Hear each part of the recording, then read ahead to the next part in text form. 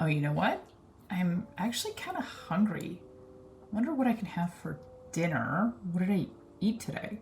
Okay, so I had like 600 calories for lunch, and then I had that bag of popcorn. I think it said it was 140 calories, right? Okay, let's find it. I think it was the Butter Lovers popcorn? Butter Lovers, butter. Okay, there it is. Nutrition label, nutrition label. Listen, I got this. I am a smart woman. I have a master's degree. I can figure out how many calories were in this stupid bag of popcorn. So it's 15 servings per container, and 2 tablespoons in a serving. That's 140 calories. Wait, but how many calories in a bag? So if there's 6 bags and then there's 15 servings per 6 bags, that means, wait a second, that's 350 calories per bag. Oh. Hi, my name is Tati, and I make videos about life with an overall emphasis on health. Sometimes I make videos about all the annoying little things my husband does. But anyway, welcome to my channel. Being in a calorie deficit is the cornerstone of every diet, whether you're doing Weight Watchers, the Mediterranean diet, or Atkins. Unless you're doing the donut diet, which, spoiler alert, doesn't work.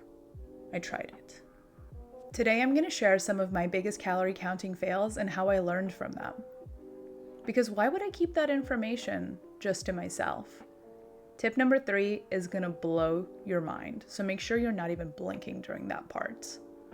Tip number 1, measure things, like actually measure things. If you're eyeballing things, you are lying to yourself. Realize, right? Except my eyes, they're not so honest.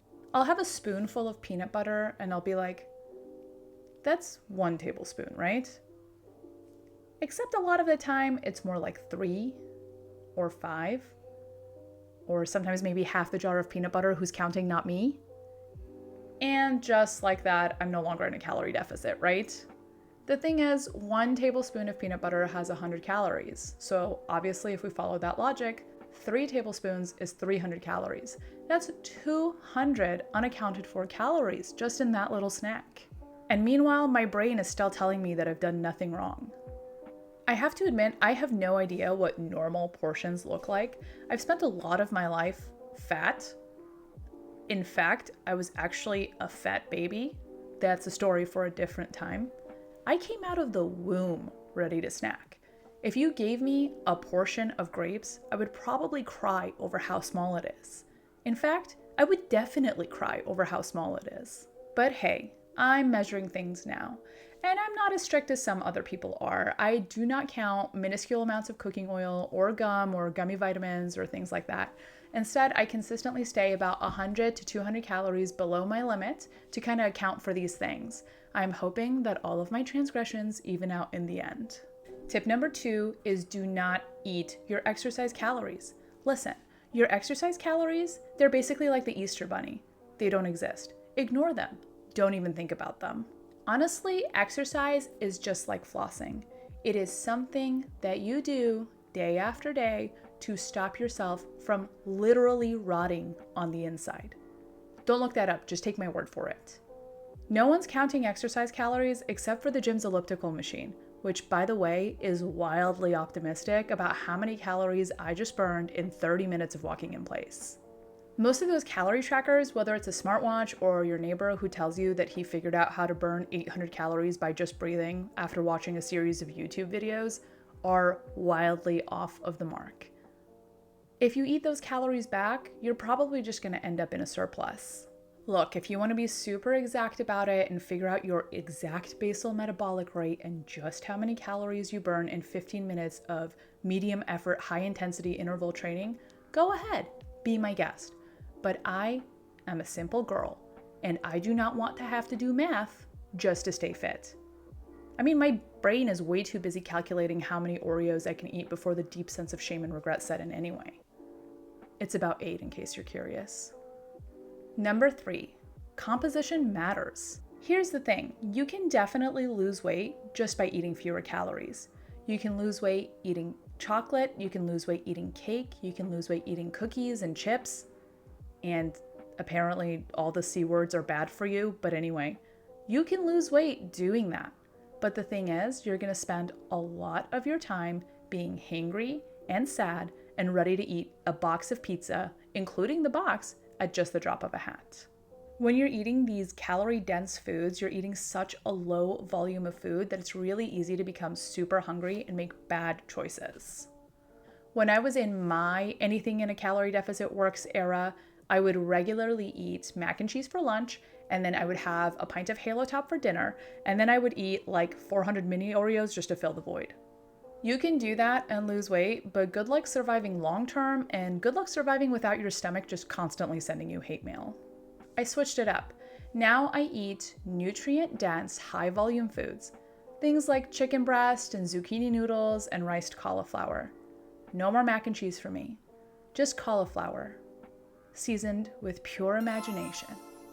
A cup of rice has about 206 calories, but a cup of cauliflower rice has 29 calories. You can eat basically a whole universe of different food. And the beauty is that this food is going to keep you fuller longer, so you're not going to be a walking, talking, calorie-counting, hangry nightmare all of the time. It's also a game changer if you have PCOS with insulin resistance. And I'll admit, I have found my peace in eating lettuce. Salads are wonderful. They take forever to eat and they keep you really full long term. Work smarter, not harder. Do not make sheer willpower of pushing through the hunger do all of the work of your diet for you. If you're eating a ton of high protein, slow digesting carbs, you're fooling your body into feeling fuller for much longer. It's basically like having a bouncer at the door of your stomach being like, "Sorry, it's way too full in here. You definitely can't come in for another hour." Plus, eating that way helps you keep up your muscle mass.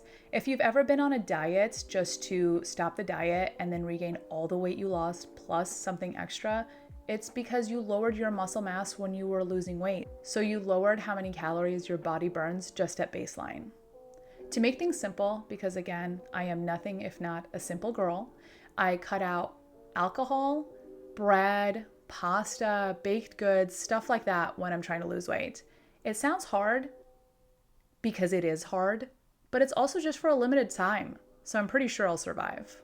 Tip number 4 is intermittent fasting. Okay, so everyone's heard about intermittent fasting, right? I'm on the 16-8 train, and not the way Amberlynn Reid meant it, where she was fasting for 8 hours a day while she was asleep, but I fast for 16 hours a day, and my eating window is for about 8 hours a day. It's basically like every day I give my body a mini vacation from food.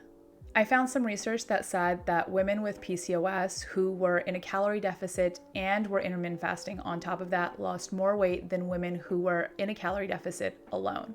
I don't know how accurate the quality of that research was because a lot of it was self-reported, and I know that if those participants are anything like me, they're probably fudging the numbers a little bit when they're reporting how much they're eating. But anyway, let's just assume that everyone isn't a scam artist like me. The point of the study is that fasting is more than just skipping lunch because you're too busy. It's actually doing something for your hormones. And it's stopping all the mindless snacking that you're probably doing without realizing it. I'm a grazer. If I'm near nuts or fruit, I'll grab a handful and eat it without even realizing it. When I'm fasting, I don't even let the thought of a snack enter my stupid little brain. You know the feeling when you're walking through the kitchen like a zombie and you're just grabbing a handful of almonds or a fruit roll-up or something just because it's there, and then you're like, wait, how many calories was in that? Instead, when you're fasting, you just basically shut the kitchen down for 16 hours a day. It's like, no snacks allowed. Number 5, minimize snacking. Snacking, the silent deficit killer. You don't even know how many calories you're consuming by popping a handful of chips every time you walk by the pantry, but it adds up. Now, I try to eat most of my calories during meals, but I still have snacks. I just eat them right after my meals. If I wait like 3 hours after dinner to eat snacks, it's just going to turn into a second dinner, and I am not here for that. Try to get out of the habit of snacking, which honestly is probably harder than smoking. Snacks. They're everywhere. They're like little bite-sized temptations hiding in all the crevices of your life. It's like I'm just minding my business and then there's a granola bar calling to me from the pantry being like, hey, do you want me? And I just cry to myself, no, I don't want you. I'm in control. I'm definitely in control. Fun fact, when I had Invisalign, I lost a lot of weight without even trying. Why?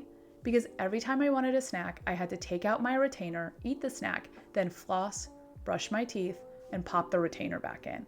That is a lot of work to do for just a handful of chips, so it automatically minimized snacking. So yeah, I guess the takeaway is, if you want to lose weight, just get Invisalign braces. It's basically like a chastity belt for your mouth when it comes to diets. So there you have it. Those are my 5 tips on how to make calorie counting work for you. If you've got any tips of your own, drop them in the comments. I'm always looking to try something new. If you like this video, hit subscribe and don't forget to like and share, especially if you know somebody who could benefit from the chastity belt for your mouth tip. Thanks for watching.